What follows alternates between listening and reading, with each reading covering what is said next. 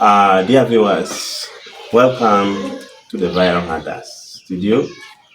For those who have not yet subscribe this channel and hit the notification bell to be updated on every content. Today is episode 1 of the Viral Hunters. With me in studio, I have a very important guest. He has taken us a number of time and a lot of efforts to bring her to our studio for this interview. Our guest tonight is going to be able to give us all the information as far as poultry farming is concerned. She's one of the most successful and most educative and most viral poultry farmer in the country. Perhaps some of you are already into the poultry business. Others are just intending to start. And for those who have already started, you might be having challenges, which perhaps could have made you to want to withdraw and quit the industry. But I assure you tonight, our guest is going to be able to provide some of the most important solutions that has been a nightmare for you all through the time. Through our inspiration, through our channel, through our education, she has been a turning point to many. I believe also perhaps some of you tonight will be a turning moment if you follow this interview step by step. Welcome to our studio. I'm happy to have you. Please feel free to give us the content. Thank you so much, the Viral Hunters with Omar Geoffrey. I am so humbled to be here. I am called ALINGA CISSY of Herbal Harvest Organic Farm. And this is my first interview with you. I think the first interview ever. And I'm so humbled and grateful to be here tonight. And I'm ready to share with you all the information that you want to know about poultry farming, all the tips, and how you can become successful in this project. I've been doing this project for the last 6 years, and here we have both the local birds and the exotic layers. And I have in the local section, I have the ducks, the turkeys, and the chicken, and these are purely locals. And of course, the layers, which is currently laying and doing perfectly well. I do this project with a lot of love, a lot of passion, and that's why I even have a YouTube channel that shares my experience to the world. And basically, I am dwelling in the herbal remedies, which has been doing for me well. And that's why I love to share my experience with all of you tonight. And I want all of us to embrace the use of these herbal remedies. So I'll be so grateful if we stay tuned till the end and we follow this episode, because I'm here and I'm ready to give all the information that you would love to hear. Thank you so much. Wow. We are so grateful. Once again, you're welcome. This is the Viral Hunters. And this is episode 1. Thank you. Madam Sissy Alinga from Herbal Harvest Organic Farm. Tell us about yourself. We want to know about you. Who are you? Where do you come from? What is your info? What is your background? Okay. Yes.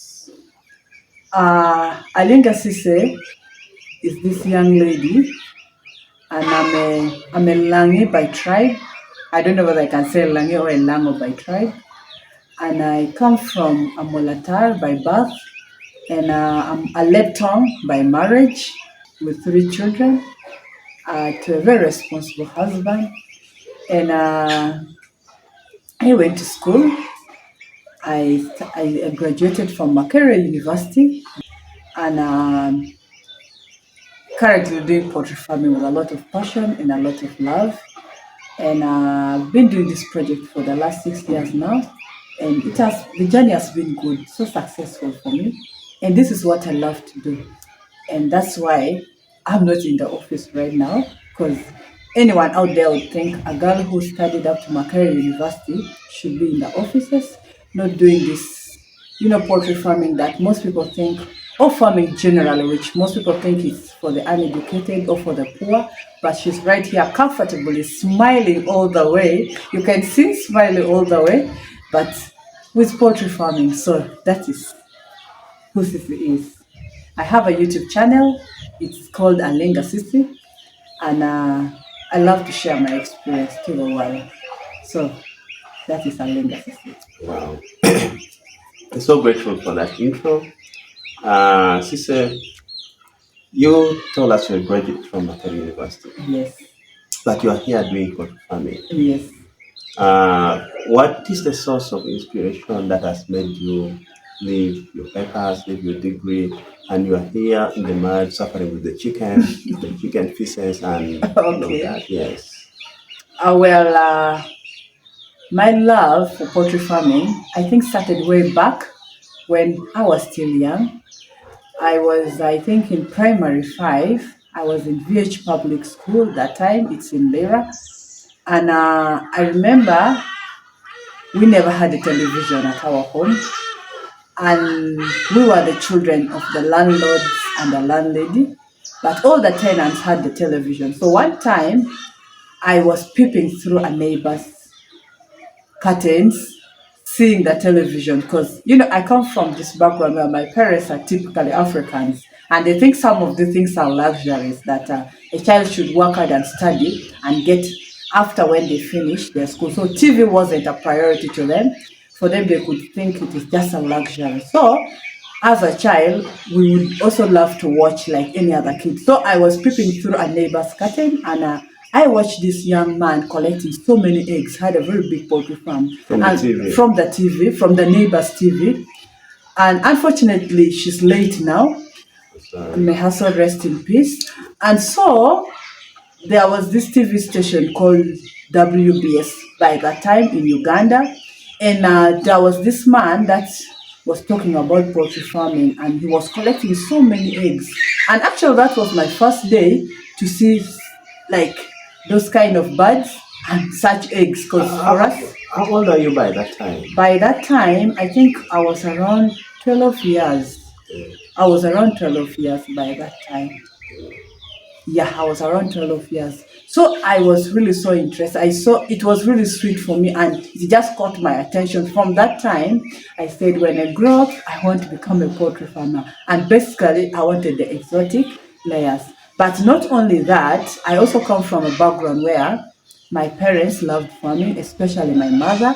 And I remember at one time, she was the biggest piggery farmer in the area. She had so many ducks. We had chicken around, and she also loved to do crop farming. So we could first go to the garden, do some digging, and then go to school. So I also come from that background. Basically, my father loved business, but I just loved the bit of farming that my mother loved, taking care of the cows, the goats, the pigs, the ducks, and the chicken. So I think that also motivated me, and the love also comes from there. Yeah. Thank you. Yeah. Uh, I'm in your farm, and I can see around you have a variety of birds. Yes. I see layers because I can see the eggs, Yes. and I see the local birds. I see turkeys, I see local chickens. Yes. It's a common belief, even me myself, that the two cannot coexist together. And I'm seeing all of them in this small compound, and they look to be flourishing well, according to what I'm seeing. How have you managed to coexist these varieties together peacefully? Well, when you're doing this project, especially when you have the layers, sometimes it's not advisable to have also the local just next to them, because sometimes they are so fragile to this diseases, chicken diseases. But here, how I've been managing it is that my biosecurity is tight, and then whenever I'm using these herbal remedies to the layers, I also give it to the local birds. And then I've also managed to avoid other birds, let's say getting chicken from the village or from the neighbors to come inside here. And then also whenever you're getting inside, at least I restrict entry of visitors to the section where the local birds are, and also entering the the main farm where our layers are. So that is how I've really managed to do away with these chicken diseases. And then also I've managed to do vaccination very well. I've told you that I still do vaccination. Um, so my vaccination schedule has also been tight, especially with the exotic birds. And then I'm also so consistent with these herbal remedies, and that has helped these birds to have strong immunity and has also made them disease resistant. Wow. Going back a bit, when you talk of biosecurity Okay. as one of the measures that you have put in place to make the bird safe and secure, most of us don't understand, Okay. and most people out there, I believe so. What do you mean by biosecurity?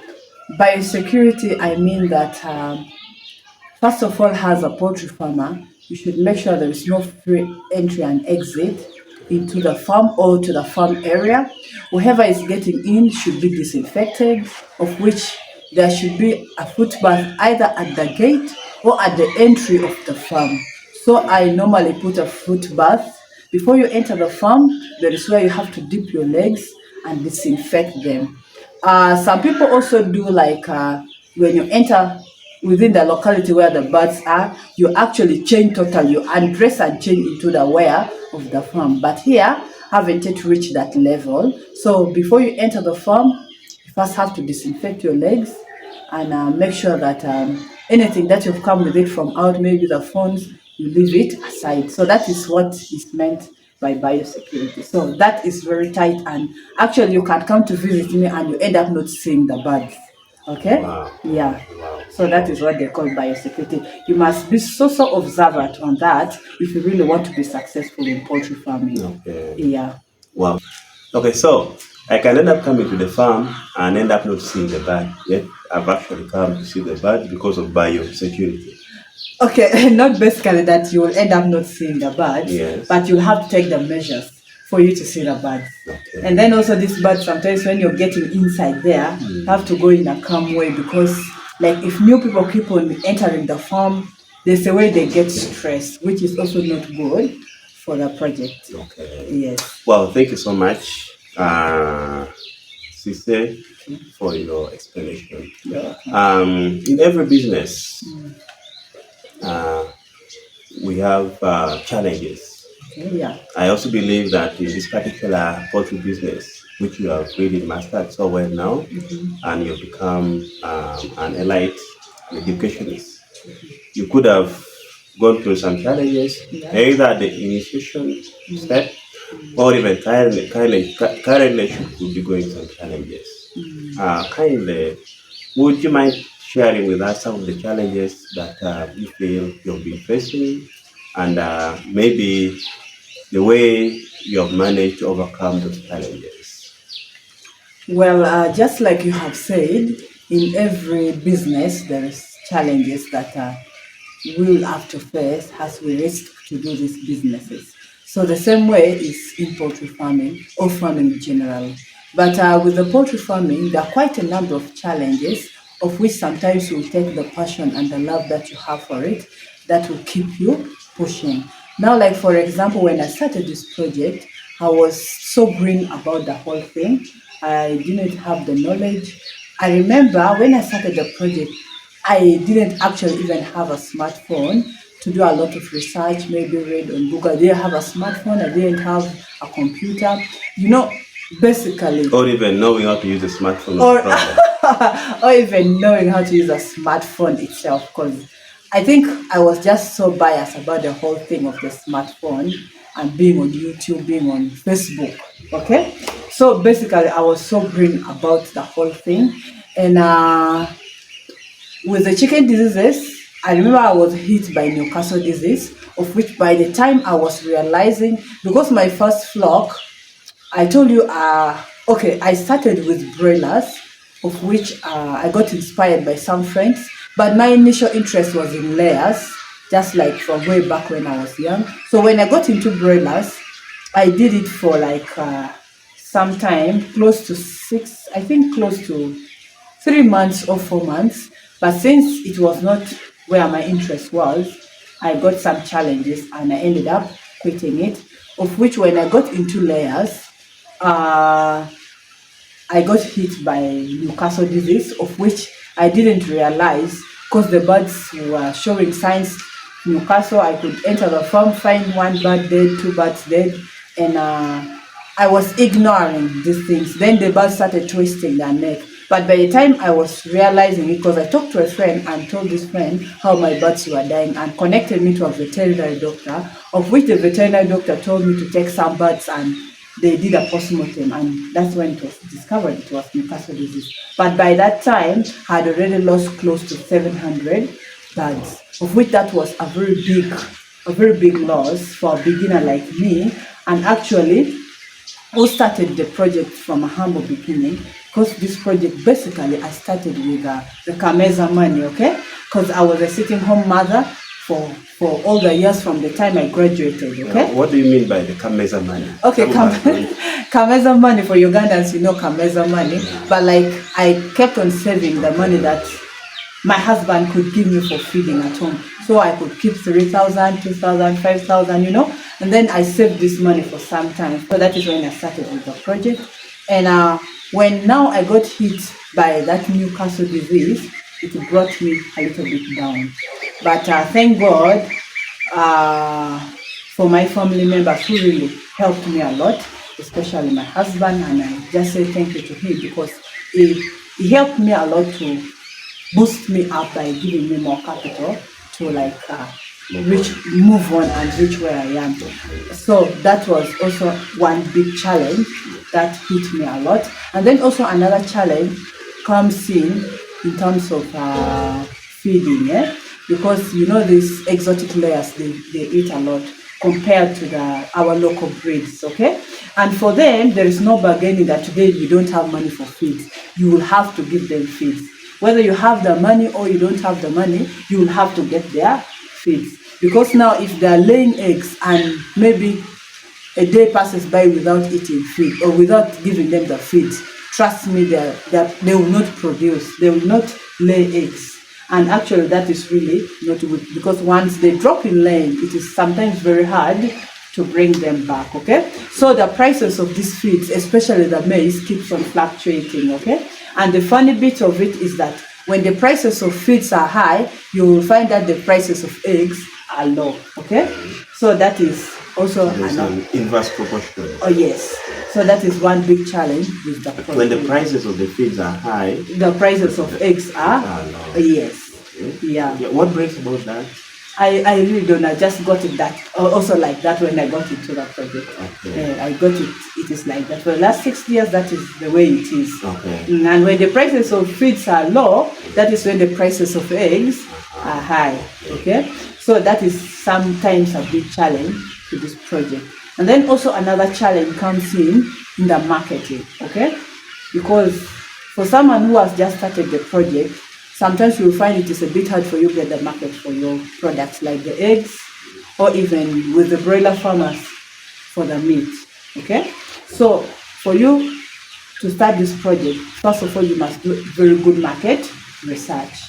Yes, you must do very good market research so that when the eggs come in, you know where you're going to sell your eggs. Personally, I got affected by that when I started with the layers because I remember that time I was getting only around 8 trays of eggs, but time came that I had over 100 trays of eggs. I did not have someone to buy these eggs, and this was really not good because other eggs actually even ended up expiring. Other eggs I ended up giving people on credit, of which some of them ended up even not paying me the money. So talking about the market challenges you had, you said at a certain point you accumulate up to around 100 trays of eggs. Yes. So how did you manage to make a breakthrough in the market and to get more consumers? And currently, are you still experiencing the same challenge, or how are you able to identify the market? Now, I reached a point and I started establishing my own station where I could take my eggs there and sell them from there. Locally. Yes. Because I also have some small business like a pharmacy, so I decided to take the eggs there and I was selling from there. And then currently the market is there because of course, I'm on YouTube, known all over the world, and then I've now taken long in the business. So you have started getting international demand as well. International demand is there, much as I cannot yet meet that demand. Okay, and then also with time, I started taking my eggs to the supermarkets because my eggs are typically yellow yolk. Because I know, I give a lot of these herbal remedies. So the eggs are typically yellow yolk, but also there were challenges that I got with the supermarkets that made me to withdraw from the supermarket. So going back to statistics, on average, Yes. how many trays of eggs are you able to get in a week? As per now. As per now, on a daily basis, at least I have 12 trays of eggs. Okay. Yes. Meaning within a week. Within a week, you're able to get over 86 or 84 trays of eggs. Yes. Okay. Because currently I have only 390 bags. And out of the 84 trays of eggs, how many trays are you able to sell within a week? All of them. So right now the demand is more than the supply as compared to the yes, just like when you're starting something, you will not be known by the people who want that thing. So as time goes by, they get to start knowing. So right now I'm known. Yeah, and now I have the market. It's not that the market is not there. Yes. The market is there, but you have to also do it smartly to get into the market. Wow. Okay, Madam Cisse, We were saying it has not been easy to get to this interview. As a viral hunter channel, we have been having a lot of demand from all over the world to have your experience, to have your interview, and finally here.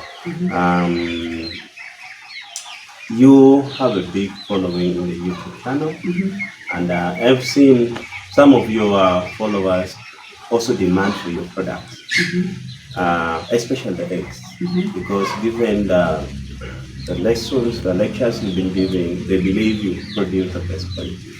Yeah, and given your manifestation of how your local market is, it means your product is really okay. Yeah. Following your comments, there are people internationally who are demanding for the eggs. So, are you going to be able? What plans do you have in order to? Do you have plans to step up production in order to meet up the international demand of your product, or you intend to keep it local and for how long? Well, okay. For the international demand, I'm planning with time to expand the project, probably get it out of here. Much as I was too comfortable doing it where I am, because with poultry farming, sometimes as the owner, you must be present in the farm. And I think I was able to overcome all these challenges or to reach where I am right now because I was present. So sometimes I find that when it's a bit far from me, I might not be able to do it well. But right now, with the big YouTube channel that I have and the big demand, and of course, so many people demanding to come and learn from me, I'm planning to expand, in the near future. I'm planning to expand and have more number of layers and also expand in the purely local breeds. Because I've realized with the pure local breeds, there are also a category of people who really only want this purely local birds. Yes, so the plans for expansion is there. Yeah. Wow.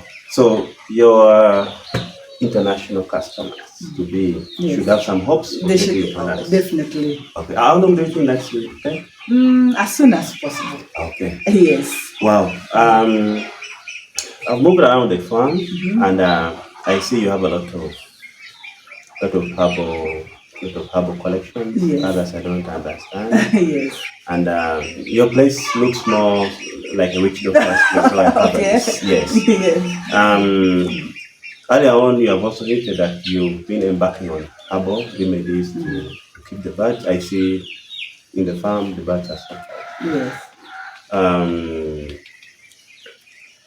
Compared to the initial type of treatment you've been using, what came to your mind to have a paradigm shift from using the Western medication to treat the birds from the veterinary doctors to shift into the herbal remedies. And how is it working for you? And how do you compare the production and the health of the birds when you are now using these herbal remedies compared to previous medication from the veterinary doctors? This idea of the herbal remedies it just came to me like one day I just woke up and said, sister, this time let us try these herbal remedies on these birds.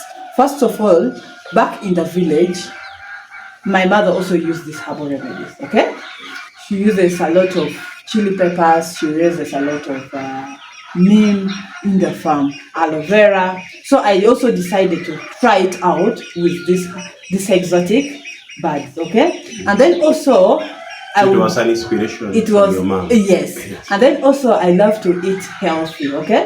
Because within myself I know this modern medicine is not so good for the birds, because it is new to me, because back in the villages they don't give the birds this medicine. And if I'm also to consume the same eggs, to consume the same birds, then we need to do things which are organic. So that is how I started trying out these herbal remedies. And trust me, with these birds that have used the herbal remedies, this particular flock, their performance is so good, they are so disease resistant, and the eggs is so yummy, okay? Even the meat is really so yummy. So that is how I got into these herbal remedies. And with these herbal remedies, you have to be consistent. Once you start using them, you'll have to be consistent. So with me, I'm so consistent. That is why you get my place have so many herbal remedies, just like a witch doctor, just like you're saying it, okay? So the herbalist. So yeah, just like a herbalist. So it just came over me, like it's just a thinking that came at once, and I just started. And then also I also spotted some people on YouTube who were talking about herbal remedies. And then I said, okay, if these people are also confirming this, then let me also try it out. And I just started trying it out right away. And trust me, it has been doing so well for me. Wow. Yeah. Trust me on that one. I believe there are a number of people all over the world who would love to try the same. Yeah. Madam Cissy, thank you so much for the submission up to this moment. I would love to go back to your initial bio information. Like you hinted on that you have a family, and we know it's running a family is also another business altogether. More so if you have little kids, children, and husband and others. So here you are having a family. At the same time, you have a family of birds, you have a family of humans, and you are at the center of the axis to run both of these families. Over 300, 400 birds is not an easy thing. Also, a family of 3, 4 plus is also not an easy thing. And you are here within the city and running this. How have you managed to combine the two families successfully? Okay. As I can see, you are also looking fine and yes, healthy. Okay. How I've managed these two, first of all, I have also made the family members to get involved in the project, okay? For those of you on my channel, we all know that one of my children, like Melissa, is also active in the project. And then also the rest of the kids. Even during the vaccination, they do help me. During anything in the farm, they also participate actively, okay?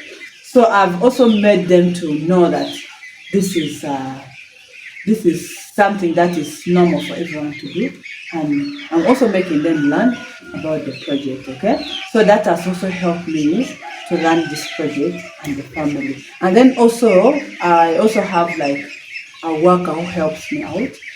If I'm not there, she helps me at the farm, and then also some of the housework helps me about going about them, okay? So that has also helped me to manage the two.